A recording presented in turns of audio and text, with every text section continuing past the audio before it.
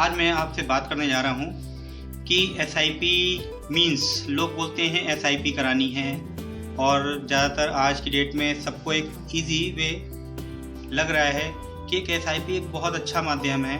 तो पहले हम इस टॉपिक पे ये चर्चा करते हैं कि SIP है क्या चीज़। तो दोस्तों SIP का एक फुल फॉर्म होता है सिस्टमेटिक इन्वेस्टमेंट प्लान, जिसका मतलब ये होता है कि हम किसी कि अपने अमाउंट को एक छोटे छोटे अमाउंट में पे करके एक बड़ा सा कॉर्पस तैयार कर लें। तो इसको एक कि सिंपल सा एक नाम दे दिया गया है सिस्टमेटिक इन्वेस्टमेंट प्लान को SIP के रूप में। तो आज अगर आप जहाँ पे भी देखते हैं, कहीं पे भी बात करते हैं, तो लोग आता है कि SIP बेस्ट है। तो SIP बेस्ट क्यों है ये मैं आपको बताने जा रहा हूँ। तो SIP को हम लेके बहुत चर्चा होती रहती है, लोगों ने SIP में इन्वेस्टमेंट किया, ये इन्वेस्टमेंट किया, LIC में लगाया, म्यूचुअल फंड्स में लगाया। तो होता ये है कि हमारा एक गोल होता है सपोज दैट कि हम अपने बच्चों के लिए गोल सेटअप करना चाहते हैं कि उसकी परवरिश हम अच्छी करें और उसकी पढ़ाई लिखाई को हम आगे से आगे जितना अच्छा हम कर सकते हैं वो करें। तो हमारा एक गोल होता है कि हमें सपोज दैट कि अपने बच्चे को पढ़ाने के लिए, उसको हायर एजुकेशन के लिए मेरे को एक 50 लाख की ज़रूरत है। तो 50 लाख की ज़रूरत के लिए हमें एक करना ये पड़ेगा कि 50 लाख मेरे को तुरंत तो कहीं से मिलेगा नहीं, या तो मेरे पास इतना मेरा पैसा हो जो रखा हुआ है तो जिसको हम कभी भी अपना यूज कर सकते हैं। तो उस कार्पस को जो हमने अपना 50 लाख का एक अनुमान लगाया है कि आने वाले हमें 15 साल में 50 लाख की ज़रूरत पड़ेगी, जिसमें हम अपने बच्चों को अच्छी से अच्छी एजुकेशन दे सकेंगे। तो उस 50 लाख को कवर करने के लिए हम लोग उसका माध्यम होता है SIP। उस SIP के थ्रू क्या होता है कि हम उस अमाउंट को एक महीनों में, साल में तोड़ देते हैं और जिसका अमाउंट एक इतना छोटा हो जाता है कि हर महीने उस दोस्तों आज मैं आपको एक नए टॉपिक से आज फिर से बात करने जा रहा हूँ कि हमारे पास दो टॉपिक है इसमें, एक IRDA है और दूसरा GIC है। तो दोनों में डिफरेंस क्या है आज मैं बस आपको ये बताने जा रहा हूँ कि IRDA और GIC में डिफरेंस क्या है। IRDA जो हमारी है वो हमारी जितनी भी लाइफ इंश्योरेंस कंपनियाँ हैं उसको गवर्न करती है, और GIC जो है वो जनरल इंश्योरेंस कंपनी है जो कि जितने भी जनरल इंश्योरेंस होते हैं उनको गवर्न करती है। IRDA में हमारा जितना भी आता है हमारा हेल्थ का होता है सेक्शन और लाइफ सेक्शन होता है। तो ये हमारा IRDA इसको गवर्न करता है। इस पर कोई भी कंप्लेन अगर किसी को भी होती है तो हमारी IRDA की वेबसाइट पे जाके इसको वो अपनी कंप्लेन लॉन्च कर सकता है और उसका जो भी ऑमबड्समैन होता है वो उसको देखता है और सोल्यूशन उसका निकाल के आपके सोल्यूशन को देता है।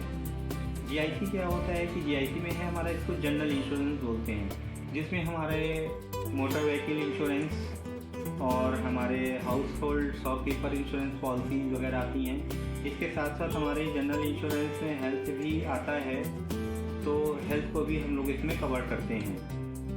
तो डिफरेंट अगर देखा जाए दोनों में, तो एक हमारी लाइफ इंश्योरेंस और एक हमारी जनरल इंश्योरेंस है। लाइफ का मतलब है कि ह्यूमन लाइफ को कवर करना और जनरल का मतलब है ह्यूमन लाइफ को छोड़ के बाकी चीज़ों को कवर करना। तो ये दो हमारे मेन डिफरेंस हैं जो कि IRDA और GIC में डिफरेंस होता है। तो दोस्तों आज मेरा वीडियो कैसा लगा ये आप ज़रूर मुझे कमेंट करके ज़रूर से ज़रूर बताएं। तो दोस्तों आगे के लिए चलिए आज मैं आपको एक नए टॉपिक पे विषय में एक बार फिर से बताने जा रहा हूँ कि आज हमने टॉपिक लिया है ETF का। ETF का मीन्स होता है electronic trading funds. Electronic trading funds जो होता है हम इसको एक डीमेट के थ्रू ही इसको ले सकते हैं। तो अभी हम डीमेट की ज़्यादा बात नहीं करेंगे। इसमें होता ये है कि इलेक्ट्रॉनिक ट्रेडिंग फंड में हम किसी भी फंड को जो खरीदते हैं, इसमें जनरली क्या होता है कि हम लोग सिल्वर हो गया, गोल्ड हो गया और कुछ हमारे पल्सेज वगैरह होते हैं और कुछ और भी तरीके के हमारे मटेरियल्स होते हैं, जैसे कि उसमें आपका कॉपर भी आ जाता है, मैग्नीशियम भी आ जाता है, सिल्वर भी आता है, गोल्ड भी आता है। तो ये सारी चीज़ें हम लोग एक्सचेंज ट्रेडेड फंड के थ्रू खरीदते हैं।